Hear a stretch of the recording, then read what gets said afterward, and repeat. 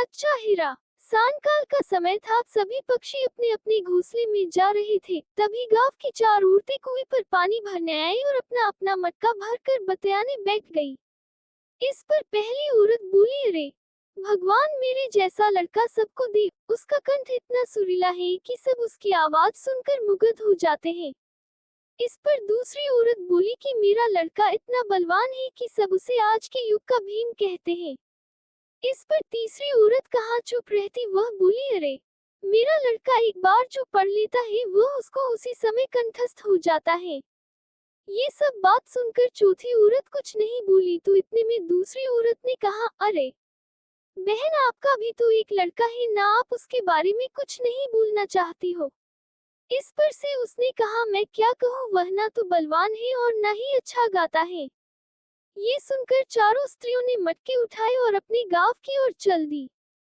तभी कानों में कुछ सुरीला सा स्वर सुनाई दिया। पहली स्त्री ने कहा, देखा, मेरा पुत्र आ रहा है, वह कितना सुरीला गान गा रहा है। पर उसने अपनी माँ को नहीं देखा और उनके सामने से निकल गया। अब दूर जाने पर एक बलवान लड़का वहां से गुजरा। उस पर दूसरी औरत ने कहा, देखो, मेरा बलिष्ठ पुत्र आ रहा है। पर उसने भी अपनी माँ को नहीं देखा और सामने से निकल गया। तभी दूर जाकर मंत्रों की ध्वनि उनके कानों में पड़ी। तभी तीसरी औरत ने कहा, देखो, मेरा बुद्धिमान पुत्र आ रहा है। पर वह भी श्लोक कहते हुए वहां से उन दोनों की भांति निकल गया।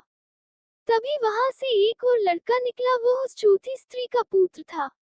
वह अपनी माता के पास आया और माता के सर पर से पानी का घड़ा ले लिया और गांव की ओर निकल पड़ा। ये देख तीनों स्त्रियां चकित रह गई, मानो उनको सांप सूंघ गया हो। वे तीनों उसको आश्चर्य से देखने लगी। तभी वहां पर बैठी एक वृद्ध महिला ने कहा, देखो, इसको कहते हैं सच्चा हीरा। सबसे पहला और सबसे बड़ा ज्ञान संस्कार का होता है, जो किसी और से नहीं बल्कि स्वयं हमारे माता पिता से प्राप्त होता है। फिर भले ही हमारे माता पिता शिक्षित हो या ना हो, ये ज्ञान उनके अलावा दुनिया का कोई भी व्यक्ति नहीं दे सकता है।